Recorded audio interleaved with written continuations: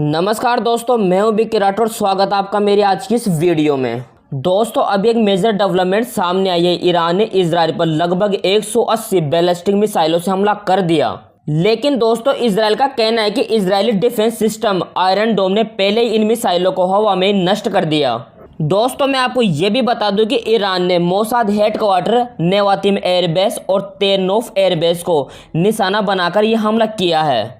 साथ में दोस्तों, ईरान ने यह भी कहा कि अगर इजराइल इन हमलों का जवाब देता है तो ईरान पलटवार जरूर करेगा। और दोस्तों, इन हमलों के बाद ईरान के राष्ट्रपति मसूद पजेश्कियान का एक स्टेटमेंट भी आता है और वो कहते हैं कि यह हमला करके हमने इजराइल की बढ़ती आक्रामकता का जवाब दिया है। यह ईरान के हितों और उनके सिविलियंस की सिक्योरिटी के लिए जरूरी था।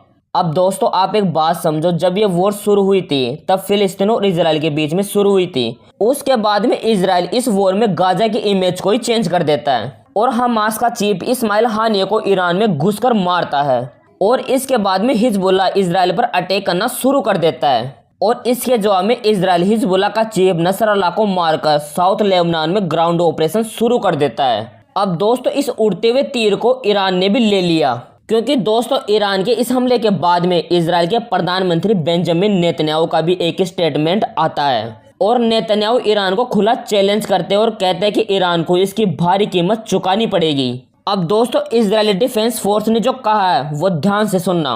ईरान ने यह हमला करके बहुत बड़ी गलती कर दी। इन हमलों का जवाब जरूर दिया जाएगा। इसके लिए वक्त और जगह हम खुद चुनेंगे। मुझे 2 दिन पहले लग रहा था कि ये जो तीर उड़ रहा है, कभी गाजा कभी लेबनान, ये अब यमन की तरफ हुती रिबेलियंस पर जाने वाला है। लेकिन दोस्तों, हवा की दिशा चेंज हो गई और ये अब ईरान की तरफ जाने वाला है। दोस्तों, जब ये वॉर शुरू हुई थी तब किसी को भी नहीं पता था कि ये वॉर इतनी बड़ी हो जाएगी या इतने टाइम तक चलेगी। धीरे धीरे फिलिस्तीन के साथ लेबनान भी इस वॉर में शामिल हो गया और अब ईरान भी। लेकिन दोस्तों, अब ये वॉर और भी बड़ी होने वाली है, क्योंकि ईरान के इस हमले के बाद में जो बाइडेन और कमला हैरिस ने नेशनल सिक्योरिटी टीम के साथ एक मीटिंग की। उस मीटिंग में अमेरिका की सेना को कहा गया कि वो इजराइल की रक्षा करे और इजराइल की तरफ आने वाली मिसाइलों को मार गिराए।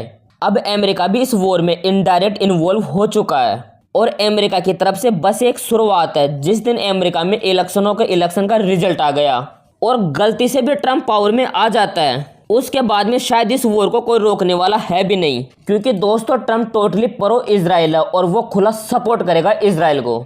क्योंकि दोस्तों, ट्रंप ने एक बार अपने स्टेटमेंट में ये तक कह दिया था कि इजराइल वर्ल्ड मैप में बहुत छोटा दिखता है, इसे और ज़्यादा बढ़ाने की ज़रूरत है। यानी आसपास के देशों पर कब्जा करके इसे और बढ़ाया जाए ताकि ये वर्ल्ड मैप में अच्छे से दिखे। सोचो दोस्तों, उस इंसान की यह मानसिकता है, जिस दिन वो पावर में आ गया इजराइल को अमेरिका का खुला सपोर्ट मिलेगा।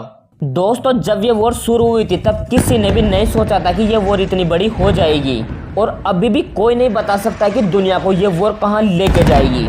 शायद से दुनिया में थर्ड वॉर यहीं से शुरू हो जाए। फिलहाल के लिए तो दोस्तों, भारतीय एम्बेसी ने इजराइल में रह रहे भारतीयों को अलर्ट रहने के लिए कहा है। दोस्तों, मेरी वीडियो ज़्यादा चलते नहीं है, मैं आप लोगों के लिए इतनी मेहनत करता हूँ, हर एक अपडेटेड वीडियो बनाता हूँ। हो सकता है दोस्तों मेरी वीडियोस में कुछ कमी हो, लेकिन मैं आपको सही इन्फॉर्मेशन के साथ जियोपॉलिटिक्स समझाने की कोशिश करता हूँ। प्लीज़ आप मेरी वीडियो को लाइक करके जाया करो और ज़्यादा से ज़्यादा शेयर किया करो। मैं आपके लिए हर एक अपडेटेड वीडियो लेके आऊँगा, बस आप मेरे साथ बने रहो। सो दोस्तों, मिलते हैं अगली वीडियो में। जय हिंद।